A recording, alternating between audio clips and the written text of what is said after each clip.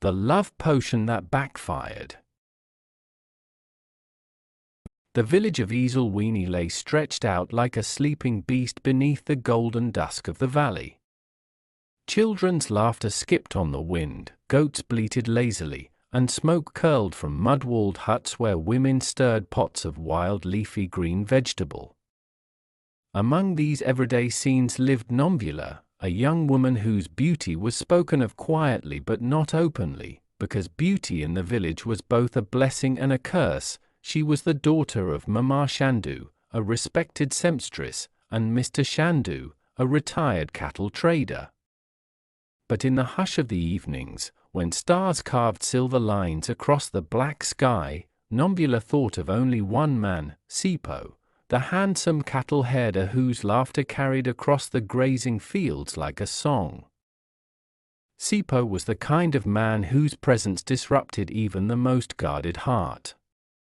His frame was tall and lean, his face carved as if the ancestors themselves had sculpted him, and his strength was seen in the way he guided restless bulls with nothing more than a whistle and a firm hand.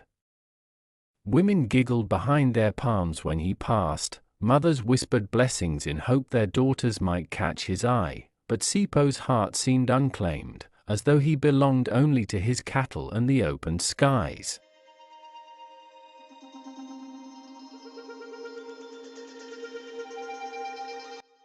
And for Nombula, who carried her longing like an unbearable secret, the thought of never being seen by him was a wound that bled every night. One evening, while drawing water from the river, Nombula's cousin Zandile teased her gently, "Your eyes follow Sipo as though he is the only man alive." Zandile laughed, splashing water with her calabash. Nombula blushed.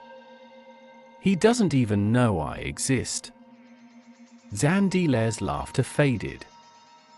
Her tone grew hushed. "There are ways, you know. If the heart will not turn by itself, there are those who can turn it for you." At first, Nombula brushed it off. But Zandile's words followed her home like shadows. She thought of the old Sangoma, Gogo Tandeka, who lived on the edge of the forest. Whispers said the Sangoma's charms could bind lovers, bring fortune, even turn enemies into friends. That night, unable to sleep, Nombula wrapped a shawl around her shoulders and walked into the moonlit path toward Gogo Tandeka's hut. The air was heavy with the smell of herbs and burning incense when she entered. The old woman sat cross-legged by the fire, her face a map of wrinkles, her eyes deep pools of knowing.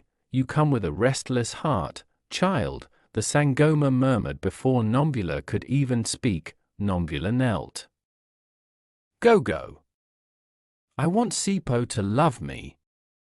I want his eyes to see me, his arms to hold me." Gogo Tandeka studied her, silent for a long while. Then she spoke in a low, warning tone, "The spirits do not play with matters of the heart. Love forced is like fire, bright at first, but it burns what it touches." Nombula pressed forward, desperation trembling in her voice. "I will do anything." The Sangoma sighed, then reached into a woven basket.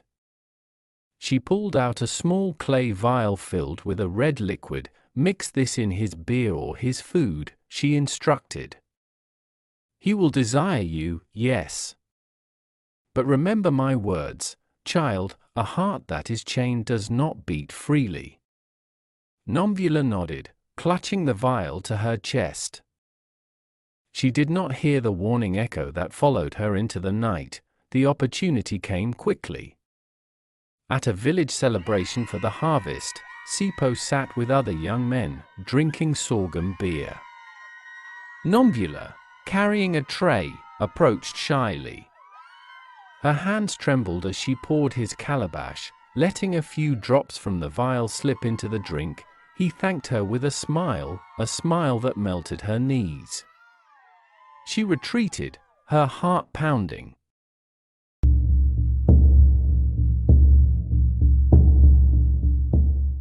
Within an hour, Sipo's eyes began to find her in the crowd. By the end of the night, he sought her out, pulling her aside beneath the marula tree. "Nomvula," he whispered, his breath warm, "how have I never seen you before? You are all I see now." Her chest swelled with joy. For the first time, Sipo's arms wrapped around her, and she thought the Sangoma's medicine was a blessing from the ancestors themselves. Days passed, and his affection grew fierce. He followed her everywhere, waiting at her gate in the morning, bringing her gifts of milk and beads, speaking of marriage. The village women raised their brows in surprise, whispering that Nomvula had caught the most desired man in Easelweenie. For a while, Nomvula basked in the glow of his love, but soon, the sweetness soured. Sipo's affection turned into obsession. If another young man so much as greeted Nomvula, Sipo's jaw tightened, his fists curled.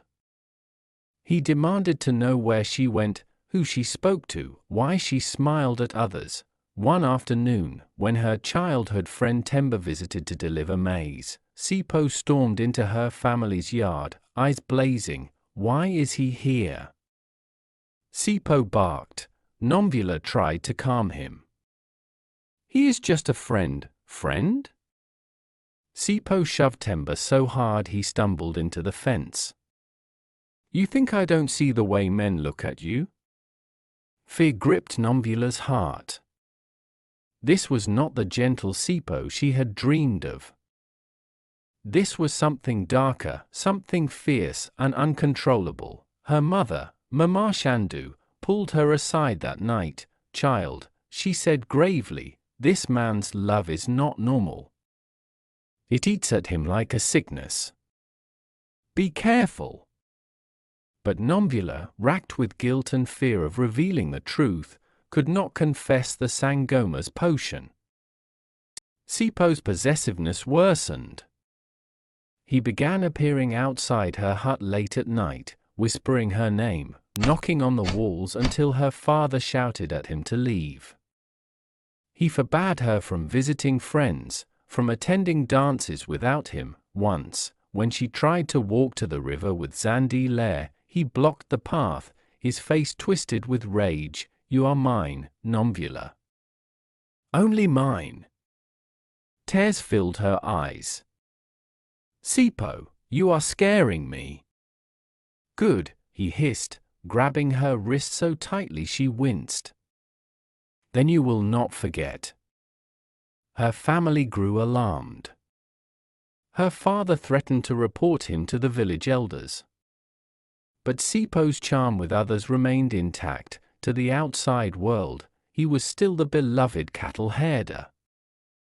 Only Nomvula and her family knew the fire that consumed him. One stormy night, Sipo forced his way into Nomvula's hut. His eyes were wild, his breath heavy. "You will marry me now," he demanded. "I cannot wait for elders, for ceremonies. You belong to me." Nomvula's fear erupted into desperation. She pushed past him and ran into the rain, her shawl clinging to her skin.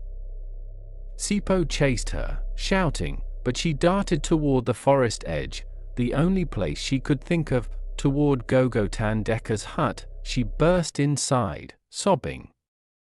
"Gogo! Help me! Sipo is not himself." The old Sangoma looked at her with deep sadness. "Child, did I not warn you? The potion you begged for has chained his spirit.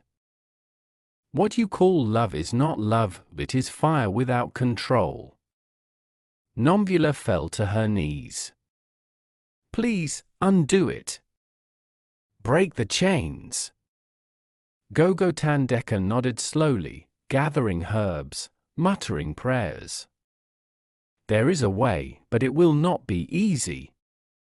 His heart must be cleansed with bitter herbs, his spirit released. And you must tell him the truth, you must confess what you have done."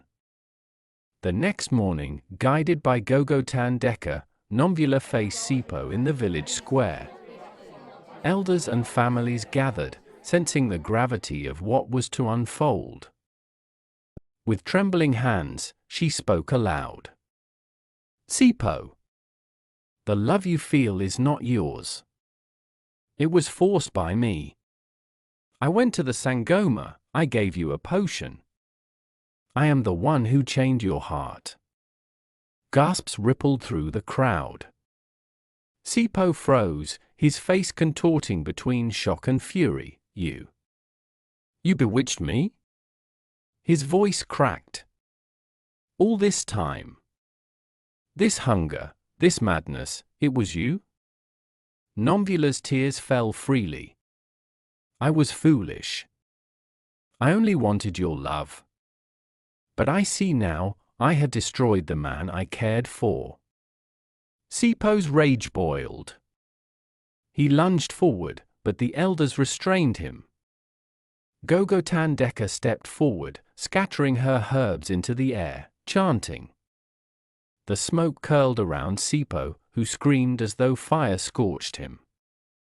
He collapsed, trembling, sweat pouring down his body. When at last he stilled, his eyes cleared.